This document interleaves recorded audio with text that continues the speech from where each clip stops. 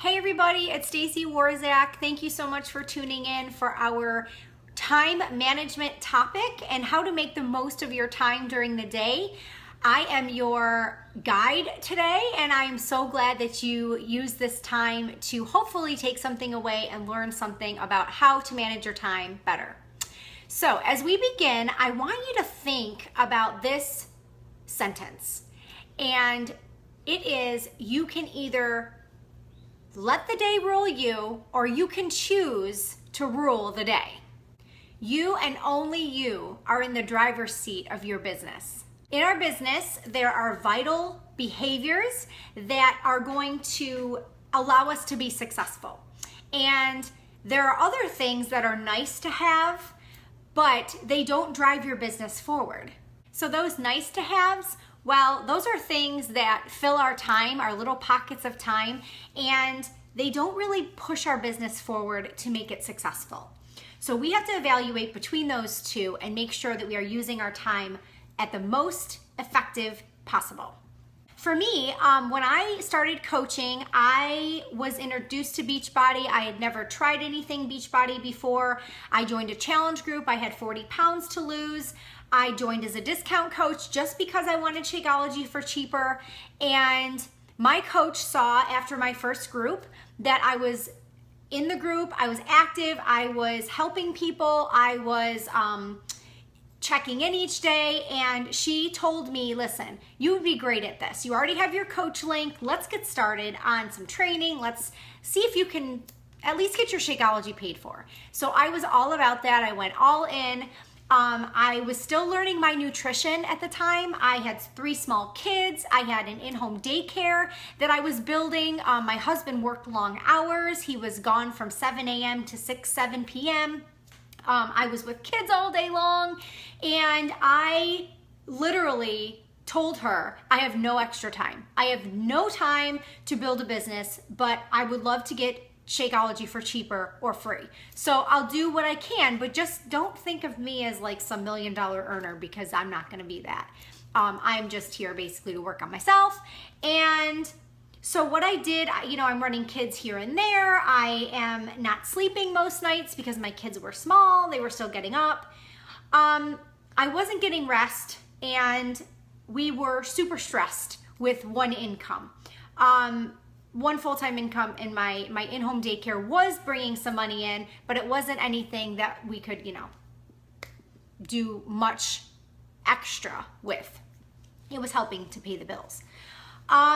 So I was doing everything. I was a mom, I did the laundry, I fed the kids, I was taxi driver, I did everything for everyone except for me. And I was exhausted, but we all have the same 24 hours in a day. So I had to strategically figure out how to use that 24 hours to my advantage. All right, get your pen and paper ready. Here comes the list of things that I want you to think about that you're gonna be able to put into action and change your business. First thing, I want you to look at your day as a whole. We all, again, have the same 24 hours, and we have to just use that to the best of our ability. So look at your day as a whole, your normal day. Now, some days are busier than others, but your normal day, whether that means you go to work full time, or whether that means you're a stay-at-home mom, you have a certain gist about what your day is gonna look like on a regular basis. So for me, when I started my business, I looked at my day and I said, okay, I am gonna do my workout when the kids are all napping. But then I was finding that I was so intrigued with the business side that I was like, oh, I'm gonna do this YouTube training. Oh, my coach sent me this. I'm gonna check this out. New tracker, cool. And it was like shiny objects of my business, because that's what excited me so much that I would say, I'm not gonna do my workout today. Nobody's gonna know. I would sit that aside. And it was becoming a habit. And then going back to our vital behaviors, proof the product works. So I needed to make my body a priority, and my body is my business. And if I am not, being a proof the products work, how am I going to reach more people when I haven't changed in 6, 8, 9, 12 months when my body stayed the same and I haven't gotten fitter or healthier. So my body is my business. Your body is your business. So we have to make that vital behavior a non-negotiable. I decided, you know what? As much as I don't want to, I need to wake up earlier. I literally, during my challenge group with my coach, my first one, I literally was the one telling myself that I would never be one of those people that would get up at 5 or 6 in the morning and do their workout. Number one, I wasn't sleeping all night, and that was a great excuse because I needed rest. Number two, that's just crazy. Your body's like still supposed to be sleeping at those ungodly hours. So I talked myself out of it. But I realized that if nap time it wasn't happening, I would have to do it earlier. So that's exactly what I did.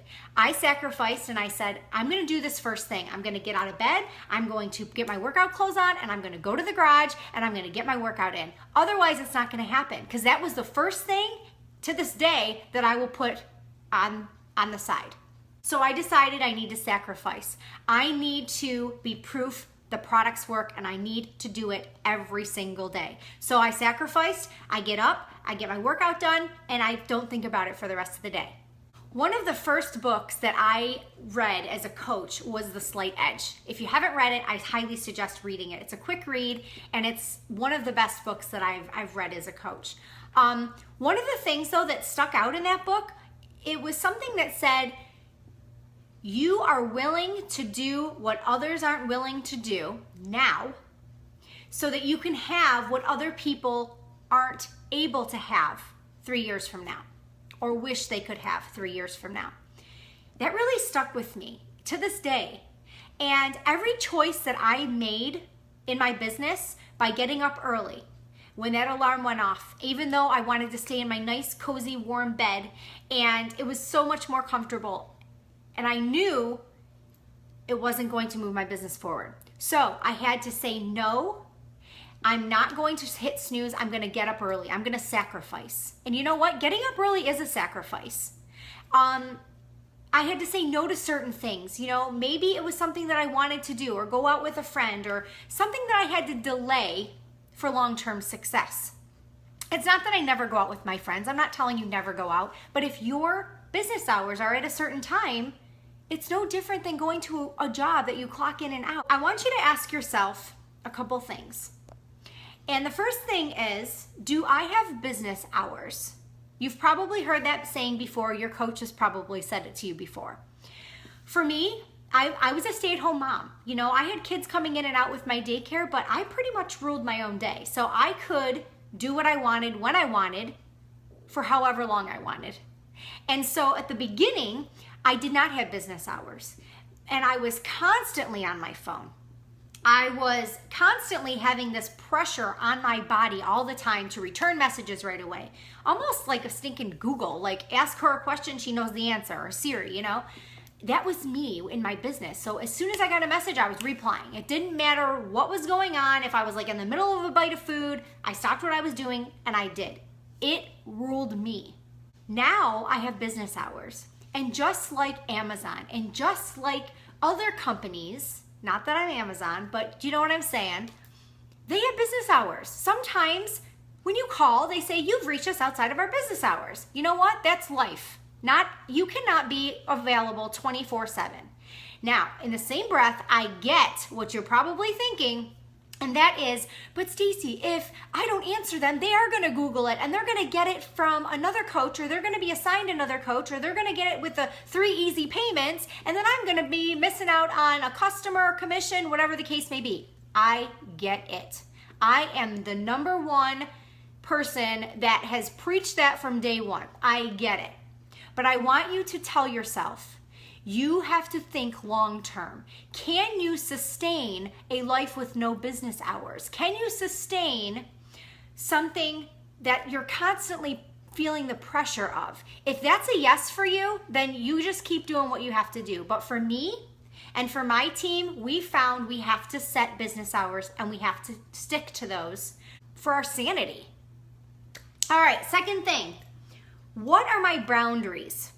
All right, early on, My husband was very resentful because I always had my phone. I'd get in the car, I'd be on the phone.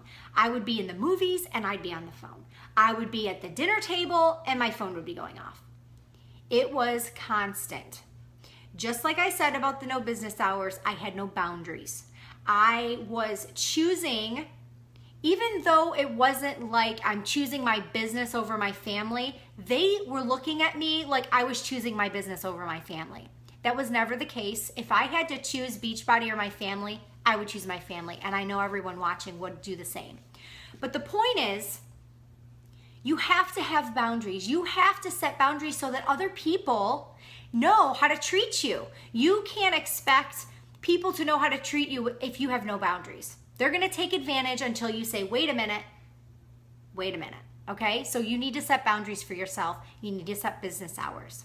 The last thing is, what can I keep my focus on that moves my business forward and not wasting my time? So time wasters, we all know it, we all do it, I do. Facebook scrolling, okay, I get up, I did my workout and the kids aren't awake yet. Maybe we have a day off or whatnot. They don't have to go to school, they can sleep until noon if they want, which would be great. It doesn't happen, but anyway, I sit down at my computer and I say, okay, I'm just gonna work till the kids get up. That might be an hour. And I start scrolling Facebook. I really need some inspiration. What are the top coaches talking about? What's going on Beachbody 411? Like, let's get, let's just scroll and see what we got. Well, 20, 30, 40 minutes go by and then the kids come down the stairs and my day has to start. So I wasted time. And that was nothing that was gonna move my business forward. I didn't even get a good post inspiration from that. I just wasted 20, 30, 40 minutes scrolling mindlessly. Another time waster is hitting the snooze button. Again, I get up in the morning and if I hit snooze, I could be hitting snooze for a while. I'm awake, but I'm not out of bed. So what I did was I moved my alarm clock to the opposite side of the room. Now I have to actually get out of bed. I have to turn the alarm off and I go right into my bathroom and I put my workout clothes on. There's no going back to bed. There's nothing happening where I am even tempted to go back to bed. I'm up, and I'm repeating to myself from the slight edge, I'm doing now what other people will not do to live a life in 3 years that they can't or wish they could, okay? Distractions. When you're doing your power hour, are you wasting your time from distractions? For me, I have my phone, I have my computer, and I might even have my laptop. All three of them on my desk. And I get a ding, I get a notification, I get a call, I get this, I get that. It's insane. And if you truly think about how many distractions you get during your 45 minutes to an hour power hour, it's unreal. So we have to turn off our notifications. There's a Facebook setting, you can do that. You can block your news feed so you can't even scroll Facebook. You can turn off all your notifications, Messenger. You cannot be available on chat. Even if you're online, it can look like you're not. There's so many things to do. Turn your phone on silent, turn it over. If somebody calls, if it's your mom, if it's a coach, it doesn't matter. You can return the call after your designated work time. And I found this really to be helpful and help me not waste time during my business hours and my work time.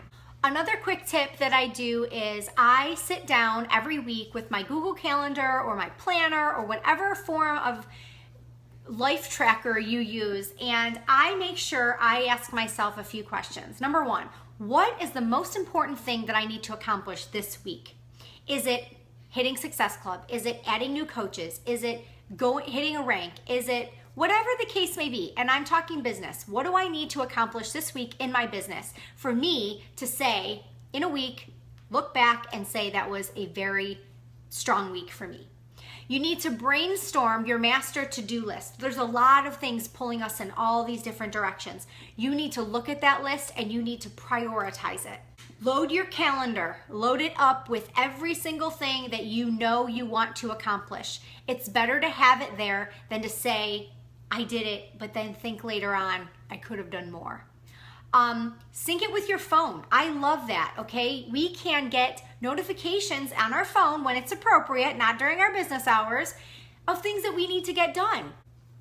Add your family activities to your calendar. For me, I want to just know everything laid out so that I can know where I'm supposed to be when and get the most out of the time that I have for my business and in my family life. You can also ask yourself on your calendar, after you've made your list, ask yourself, is this a business building activity or is it a time wasting activity? Think about top coaches, think about top CEOs, even in other direct sales company. Think about our CEO. Think about successful people in businesses. Do you think that they make a list and 90% of it is time wasting? I don't think so. We need to look at the list, prioritize it, and make sure that these are business building activities and not time wasters. The other thing is personal development, another vital behavior. It's super important. When I started coaching, I was like, I am not reading personal development. I don't need no self-help book, girlfriends, but I did, and so do you. What I do though is I am an audio freak. I have not read an actual book in a year. I listen.